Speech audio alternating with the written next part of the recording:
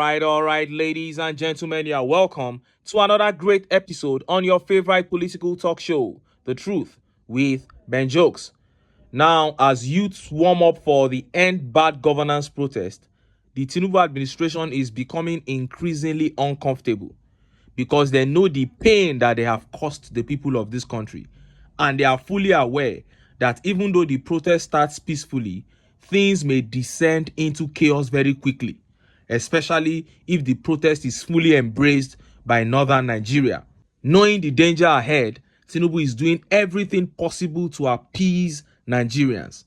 Hours ago, the Supreme Court quickly delivered judgment on the local government autonomy issue. So now, instead of sending local government allocation to state governors, the allocation will now go directly into local government accounts. It is a good move, no doubt. But first of all, let us wait to see the performance of the local government chairman, because it is still the same chain of corruption that we will need revolution to correct. But the most important thing is, I won't be distracted from Tinubu's failure. Neither will the youths of this country. But in a bid to further calm the youths down, Tinubu sent Shetima to announce something juicy to the people. This announcement is supposed to make the youths conclude that the administration has them in mind, and as such, probably step down their plans to protest. But there wasn't a single Nigerian youth that bought into Shetima's announcement. Before I show you what Shetima announced and how Nigerians reacted, let me quickly show you this video of FUBARA mocking WIKE and his loyalists in Rivers State Assembly. These guys, after emerging as lawmakers in Rivers State under PDP, decamped from the party on their own in demonstration of their loyalty to WIKE. During the heat of the crisis between WIKE and FUBARA, FUBARA then declared their seats vacant. WIKE told them he would get their seats back for them, but the court upheld FUBARA's decision. And now FUBARA is mocking WIKE and those lawmakers. See the video. You don't worry about those people that are delusional. They think we are still sleeping. Let me tell you people so that they will hear wherever they are. I wanted to help them.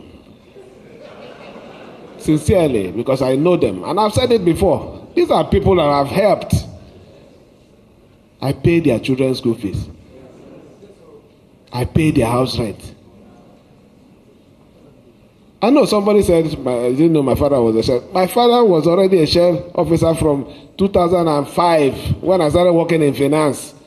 So if he says my father was a sheriff officer, yes, my father was a sheriff officer. Before I started working here, I was even a sheriff manager. So I wasn't a beggar. I had enough that I could eat and extend to people. So if you say, I didn't know he was a sheriff, I was a sheriff manager in my own corner. So I wanted to help them. We all knew what happened when they crossed. And how did they cross? Because of our God.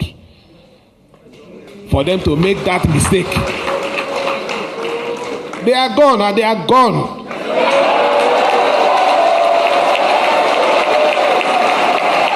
Now, let me tell you. When I wanted to help them, I accepted to help them because what is there? We all one will disagree to agree. They thought they are smart. What is holding them is the declaration of their seat vacant that was done in December 2023. That's what is holding them. So they think, well, I know they don't know anything. They think I'm like them. We're not doing any budget to nullify that decision. It is what will send them to their villages. For me, as I'm talking to you, I have started preparing my budget for 2025, which I'm going to present very soon. You heard that? You can imagine how mighty a man must feel he is for him to try to control a state that has a sitting governor. That is why even before the 2023 presidential election saga, people like Dele Farotimi were huge critics of Tinubu because of his hold on Lagos State. And of course, report has it that Tinubu himself is against WIKE having such a hold on Rivers State. So for years on WIKE, it is a political free fall. His local government chairman have been embarrassingly thrown out of office. His lawmakers have been disgracefully vacated, and he himself is now an unwelcome visitor in Rivers State. And all this is not because FUBARA is so popular. All these are happening because of the war that WIKE declared on the obedient movement when he stole our votes during the presidential elections in Rivers State. Now, look at it painstakingly. Is there anyone who stood against the obedient movement in 2023 who has not diminished in stature, reputation, and followership as we speak? Is there anyone? Not a single one of them. Even Tinubu had more reputation before he got into office than now. That is the power of the obedient movement. Now, let us look at that announcement by Shettima that tried to deceive the youth, to cajole the youth, to gaslight them into thinking that the administration has plan for them. But the youth rejected it vehemently. Look at how the papers reported it. FG to set up youth enterprise cluster worth 110 billion naira. The federal government has revealed a plan to set up a presidential initiative for youth enterprise cluster worth 110 billion naira. Kashim Shettima made this known on Thursday at the commemoration of the 2024 World Population Day organized by the National Population Commission at the Presidential Villa, Abuja. Mr. Shettima said this is in addition to a youth data bank, a national youth development bank, and the existing 110 billion youth investment fund. WPD is annually commemorated on July 11 to raise awareness of global population issues and celebrate those who contributed to solving such problems. The 2024 edition of the Global Observance has embracing the power of inclusive data towards a resilient and equitable future for all as its theme. Mr. Shettima said it is worthy to note that under the present dispensation, we were able to fulfill the 30% quota for youth inclusion in governance across all tiers of government. And most importantly, the president has walked the talk.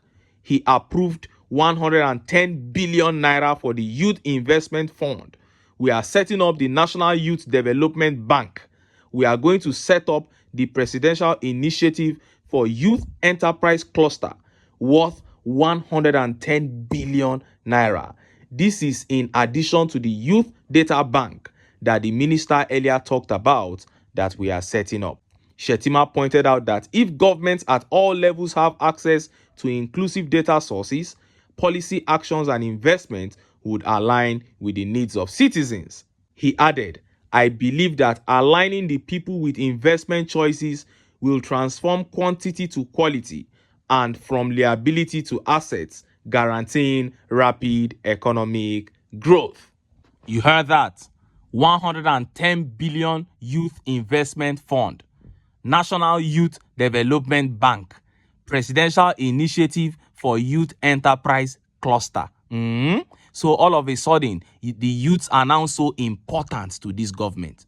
And the youth said, well, we are not fooled. You are probably saying this because you heard that the youths are trying to protest. And even if that fund is actually released, it will be embezzled by your cronies. And look at how Nigerians reacted. Look at some of the tweet reactions. This tweet here by Toba Shagari says, when I say Nigerian politicians are the craftiest in the world, this is what I mean. They have had several meetings to devise means of distracting Nigerians and taking their attention away from the planned protest with fabricated lies and phantom promises. This is fattest lie. I'm telling you, only a foolish person will believe this. And this tweet here by Bakari Akim Adedayo says, just follow the patterns.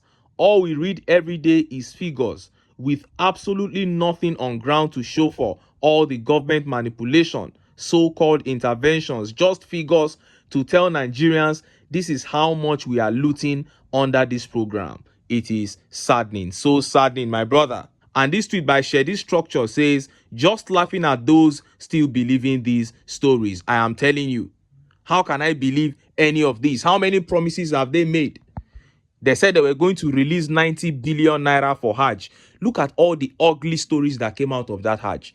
Hitherto, we don't even know if the money was actually released or if it was released and embezzled. What a government. And this tweet by Illumina says, once they announce this kind of stuff and put the price up, you just know that's the amount that is about to grow wings. Illumina here is saying, even if this money comes out, it's going to grow wings. And that is what they do. They'll just announce it, put it down on paper so that tomorrow, if you want to trace that money, it will be written that they brought it out, for youth development. But no young man got it in this country. And Olamilekon here says, Lori Raw, meaning it is all based on lies. That is just it. It is all based on lies and propaganda. That is how the APC got into power in 2015, and that is what their governments have been all about: lies and propaganda. And this is how it will continue. Who are at the receiving end? It is the people.